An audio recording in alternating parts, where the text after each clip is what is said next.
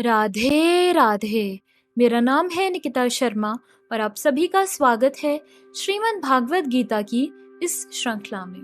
पिछले श्लोकों में हमने समझा कि किस प्रकार श्री कृष्ण अर्जुन से कहते हैं कि जो परम सत्य के निराकार पहलू की पूजा करते हैं, अविनाशी, अपरिभाष्य, अव्यक्त, सर्वव्यापी, अचिंत्य, अपरिवर्तनीय, शाश्वत और अचल, अपनी इंद्रियों को संयमित करके और सर्वत्र समचित होकर पूजा करते हैं, ऐसे मनुष्य भी सब प्राणियों के कल्याण में लगे हुए मुझको ही प्राप्त होते हैं। चलिए आज बढ़ते हैं अगले श्लोकों की ओर। श्रीमद् भागवत गीता के 12वें अध्याय के 5वें श्लोक में कहा गया है, क्लेशो अधिकतर स्तेषामव्यक्ता सक्त चेतसाम अव्यक्ता ही गतिर दुखम देहवद्भिर वाप्यते। अर्थात जिन लोगों के मन परमेश्वर के अव्यक्त निराकार स्वरूप के प्रति आसक्त हैं, उनके लिए प्रगति कर पाना अत्यंत कष्टप्रद है। देहधारियों के लिए उस क्षेत्र में प्रगति कर पाना सदैव दुष्कर होता है। आध्यात्मवादियों का समूह जो परमेश्वर के अचिंत्य अव्यक्त निराकार स्वरूप के पथ का अनुसरण करता है, ज्ञान योगी कहलाता है। और जो व्यक्ति भगवान की भक्ति में रत रहकर पूर्ण कृष्ण भावनामृत में रहते हैं, वे भक्ति योगी कहलाते हैं। यहाँ पर ज्ञान योग तथा भक्ति योग में निश्चित अंतर बताया गया है। ज्ञान योग का पथ यद्यपि मनुष्य को उसी लक्ष्य तक पहुंचाता है, किंतु है अत्यंत कष्टकारक, जबकि भक्ति योग भगवान की प्रत्यक्ष सेवा होने के कारण सुगम है और देहधारी के लिए स्वाभाविक भी है। जीव अनादिकाल से देहधारी हैं। सैद्धांतिक रूप से उनके लिए यह समझ पाना अत्यंत कठिन है कि वह शरीर नहीं है। अतएव भक्ति योगी कृष्ण के विग्रह को पूज्य मानता है, क्योंकि उसके मन में कोई ना कोई शारीरिक बोध रहता है जिसे इस रूप में प्रयुक्त किया जा सकता है। निसंदेह मंदिर में परमेश्वर के स्वरूप की पूजा मूर्ति पूजा नहीं है। वैदिक साहित्य में साक्ष्य मिलता है कि पूजा सगुण तथा निर्गुण हो सकती है। मंदिर में विग्रह पूजा सगुण पूजा है, क्योंकि भगवान को भौतिक गुणों के द्वारा प्रदर्शित किया जाता है। लेकिन भगवान के स्वरूप को चाहे पत्थर, लकड़ी या तैल चित्र जैसे भौतिक गुणों द्वारा क्यों ना अभिव्यक्त किया जाए, वह वास्तव में भौतिक नहीं होता। परमेश्वर की यही परम प्रकृति है। यहाँ पर एक मोटा उदाहरण दिया जा सकता है।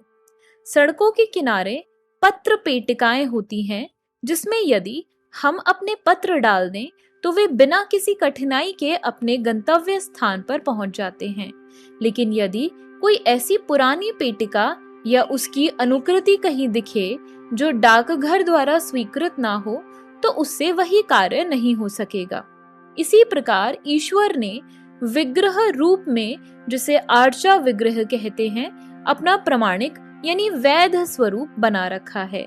यह अर्चा विग्रह परमेश्वर का अवतार होता है। ईश्वर इसी स्वरूप के माध्यम से सेवा स्वीकार करते हैं। भगवान सर्वशक्तिमान हैं, अतएव वे आर्चा विग्रह रूपी अपने अवतार से भक्त की सेवाएं स्वीकार कर सकते हैं, जिससे बद्ध जीवन वाले मनुष्य को सुविधा हो। इस प्रकार भक्त को भगवान के पास सीधे और तुरंत ही पहुंचने में कोई कठिनाई नहीं होती।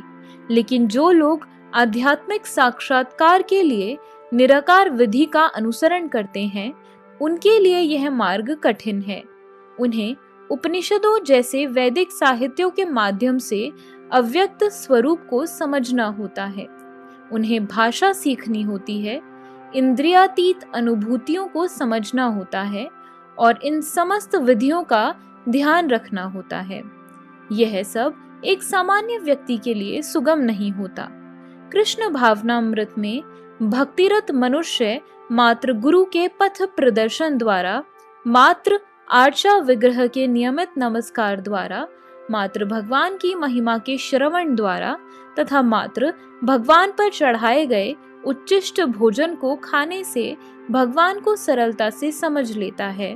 इसमें तनिक भी संदेह नहीं है कि निर्विशेषवादी व्यर्थ ही कष्टकारक पथ को ग्रहण करते हैं, जिसमें अंततः परम सत्य का साक्षात्कार संदिग्ध बना रहता है। किंतु सगुणवादी बिना किसी संकट, कष्ट या कठिनाई के भगवान के पास सीधा पहुंच जाते हैं। ऐसा ही संदर्भ श्रीमद् भागवत में पाया जाता है। वहां यह कहा गया है कि यदि अंततः भगवान की शरण में जाना ही है, यानी इस शरण जाने की क्रिया को भक्ति कहते हैं, तो यदि कोई ब्रह्मा क्या है और क्या नहीं है, इसी को समझने का कष्ट आजीवन उठाता रहता है, तो इसका परिणाम अत्यंत कष्टकारक होता है।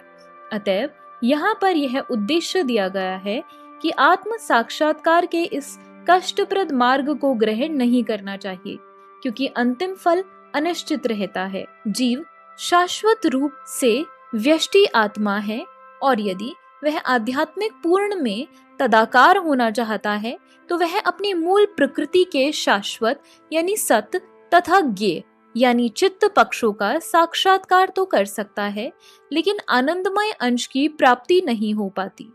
ऐसा आध्यात्मवादी जो ज्ञान योग में अत्यंत विद्वान होता है, किसी भक्त के अनुग्रह से भक्ति योग को प्राप्त होता है।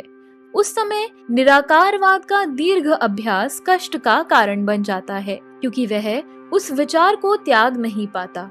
अतएव देहधारी जीव अभ्यास के समय या साक्षात्कार के समय अव्यक्त की प्राप्ति में सदैव कठिनाई में पड़ जाता है। प्रत्येक जीव अंशतः स्वतंत्र है और उसे यह अच्छी तरह समझ लेना चाहिए कि यह अव्यक्त अनुभूति उसके आध्यात्मिक आनंदमय आत्म यानी स्वयं की प्रकृति के विरुद्ध है। मनुष्य को चाहिए कि इस विधि को न अपनाए। प्रत्येक जीव के लिए कृष्ण चेतना की विधि श्रेष्ठ मार्ग है, जिसमें भक्ति में पूरी तरह व्यस्त रहना होता है। यदि कोई भक्ति की उपेक्षा करना चाहता है तो नास्तिक होने का संकट रहता है। अतएव अव्यक्त विषयक एकाग्रता की विधि को, जो इंद्रियों की पहुंच के परे है, जैसा कि इस श्लोक में पहले कहा जा चुका है, इस युग में प्रोत्साहन नहीं मिलना चाहिए। भगवान कृष्ण ने इसका उपदेश नहीं दिया। तो इसी के साथ हमारे आज के श्लोकों की वीडियो समाप्त होती है। अगर आप सभी लोग श्रीमद् भागवत गीता की इस श्रृंखला में हमारे साथ हैं, तो हमें अपने विचार कमेंट सेक्शन में जरूर बताएं और इस वीडियो को अपने परिवारजनों और मित्रगणों के साथ जरूर शेयर करें, ताकि उनके जीवन में भी इस सुंदर ज्ञान के आगमन के कारण कोई बदलाव हो सके। तो चलिए मिलते हैं अब अगले श्लोकों के साथ एक नई वीडियो में।